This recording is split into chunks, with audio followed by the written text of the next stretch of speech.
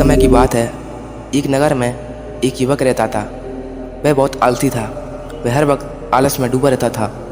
एक दिन वह बुद्ध जी के पास गया और दुखी मन से बोला, बुद्ध जी, मैं बहुत आलसी हूँ और अपने आलसपन के कारण मुझसे कोई भी कार्य सही समय पर नहीं होता है और ना ही ठीक से कर पाता हूँ। मेरे घर में सभी मुझसे परेशान हैं। कृपया मुझे बताइए मैं क्या करूँ। बुद्ध जी मुस्कुराए और बोले, तुम्हें कैसे पता कि तुम आलसी हो और किस प्रकार का आलस है तुम्हें? व्यक्ति ने कहा, मुझे यह तो ठीक से नहीं पता है कि आलस वाकई में क्या होता है, लेकिन यह जो भी है बहुत बुरा है। बुद्ध जी ने कहा, आलस एक मानसिक अवस्था है जो एक विचार है, भाव है, जिसे इंसान अपने अंदर लाता है। मनुष्य को दो प्रकार से आलस आता है। पहला शारीरिक तरीके से, दूसरा मानसिक तरीके से। शारीरिक आलस्य का कारण भोजन है।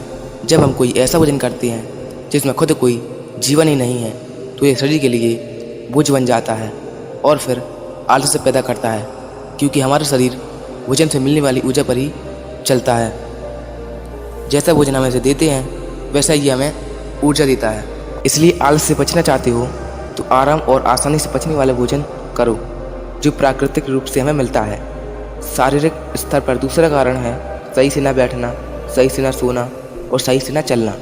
बुद्ध जी ने आश्रम के भिक्षुओं की तरफ इशारा किया और कहा, देखो इन भिक्षुओं को, ध्यान से देखो, इनके चलने, बैठने और लेटने में संतुलन है। जब ये चलते हैं तो उनके पैरों के बीच तालमेल होता है, बैठते हैं तो गर्दन ऊपर और रीढ़ की हड्डी सीधी होती है। जब ये लेटते हैं तो शरीर बिल्कुल स्थिर और तनाव रहित होता है, जिसमें वे आरामदायक और गहरी नींद लेते हैं। युवक बोला, क्या पर्याप्त नींद आवश्यक है? बुद्ध बोले, हाँ, न कम न अधिक। यदि रात को पर्याप्त नींद नहीं लेते हो तो कल का दिन आलस और थकान से भरा होगा। व्यक्ति ने कहा, आपने सच कहा, यह मैंने भी महसूस किया है। बुद्ध बोले, शारीरिक स्तर पर तीसरा कारण है सुबह जल्दी ना उठना। जल्दी तभी उठ पाओगे जब रात को सही समय पर सोओगे। इन आश्रम के भिक्षुओं को देखो, इनकी रात का सोने का समय निश्चित है, तभी ये सब जल्दी उठते हैं। हर एक भिक्षु का अनुशासन होता है और वही इसके जीवन में संतुलन लाता है। इंसान अनुशासन को एक बंधन समझता है, लेकिन यह सच नहीं है। अनुशासन हमें बांधता नहीं बल्कि हमें आज़ाद करता है। बुद्ध जी ने युवक से कहा, यदि आलस से बचना चाहते हो तो एक निश्चित दिनचर्या बना लो। व्यक्ति बोला, लेकिन शुरुआत कहाँ से करें? चलने से, बैठने से, लेटने से या सुबह जल्दी उठने से? बुद्ध जी बोले, ऐसी समय से जो भी कर रहे हो उसे ध्यान से करो। मन के स्तर से आलस्य को समझो। मानसिक आलस्य का पहला कारण है, जब हम किसी कार्य को करने के लिए खुद को काबिल नहीं समझते तो हमें आलस्य आता है, क्योंकि हम वह कार्य पहले भी नहीं कर पाए थे। हम मन को यह नहीं समझाते कि पहले और अभी के कार्य में बहुत फ़र्क है। साथ ही मानसिक तौर पर हम वह नहीं हैं जो पहले थे। तब से लेकर अब तक हमने बहुत कुछ सीखा है। मानसिक आलस्य से बचना है तो खुद पर विश्वास करना सीखो। मानसिक आलस्य का दूसरा कारण है आलसी और छोटी सोच वाले व्यक्तियों के साथ रहना। कई बार देखा गया है कि हम आलसी नहीं होते, लेकिन ऐसे लोगों के साथ रहने से हमें वैसे ही हो जाते हैं। वह युवक बोला, आप सही कह रहे हैं, यह मैंने भी महसूस किया है। बुद्ध बोले, मानसिक आलस्य का तीसरा कारण है काम को टालना। मानसिक तनाव का सबसे बड़ा कारण है वह पता ही नहीं चलता, लेकिन धीरे धीरे यह आदत हमारे अंदर घर कर जाती है और ज़िंदगी खराब कर सकती है। इसलिए जो कार्य आज कर सकते हो उसे आज ही कर लो, कल नहीं। बुद्ध जी ने कहा, मानसिक आलस्य का चौथा कारण है लक्ष्य स्पष्ट न होना।